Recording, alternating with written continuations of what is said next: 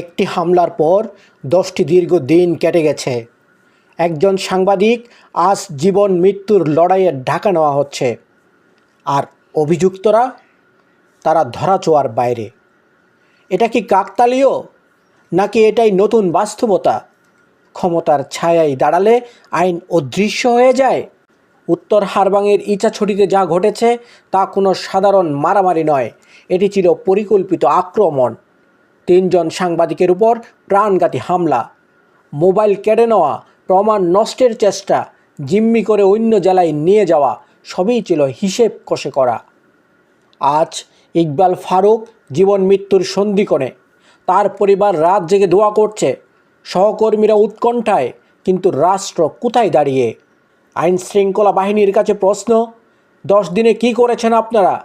অভিযুক্তদের গ্রেপ্তার করা এত কঠিন কেন?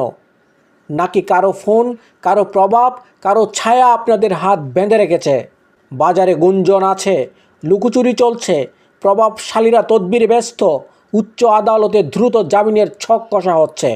আমরা গুজব ছড়াতে চাই না, কিন্তু প্রশ্ন করব, কারণ প্রশ্ন করা আমাদের কাজ। যদি সত্যিই কেউ ভেবে থাকে সাংবাদিককে মেরে, ভয় দেখিয়ে, প্রমাণ মুছে দিয়ে বিষয়টি চাপা দেওয়া যাবে, তাহলে তারা ভুল করছে। এটি কোনো ব্যক্তিগত লড়াই নয়, এটি কলমের অস্তিত্বের লড়াই।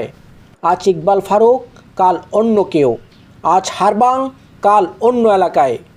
যেই রাষ্ট্রে সাংবাদিকের জীবন সুরক্ষিত নয়, সেখানে সাধারণ মানুষের নিরাপত্তাও ভঙ্গুর। যেই সমাজে হামলাকারী গ্রেপ্তার হয় না, সেখানে আইনের প্রতি আস্থা ধ্বংস হয়।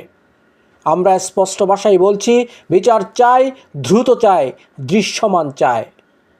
শুধু মাঠের হামলাকারীদের নয়, নেপথ্যের কুশীলবদেরও আইনের মুখোমুখি দাঁড়াতে হবে।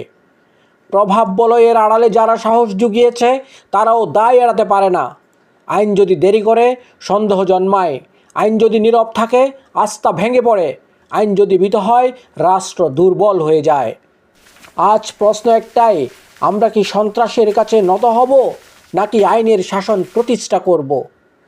আমরা হুঁশিয়ারি করছি, এই ঘটনার পূর্ণাঙ্গ বিচার না হলে এটি শুধু একটি মামলার ব্যর্থতা হবে না, এটি হবে রাষ্ট্রীয় নৈতিকতার পরাজয়। ইকবাল ফারুকের জীবন এখন চিকিৎসকদের হাতে, কিন্তু ন্যায় বিচার এখন রাষ্ট্রের হাতে। ইতিহাস নীরবতা ক্ষমা করে না, সাংবাদিক সমাজও করবে না। সত্যকে চেপে রাখা যায় না, কলমকে থামানো যায় না, ভয় দেখিয়ে ভবিষ্যৎ বদলানো যায় না। এবার সিদ্ধান্ত নেওয়ার সময়, আইন জিতবে নাকি প্রভাব?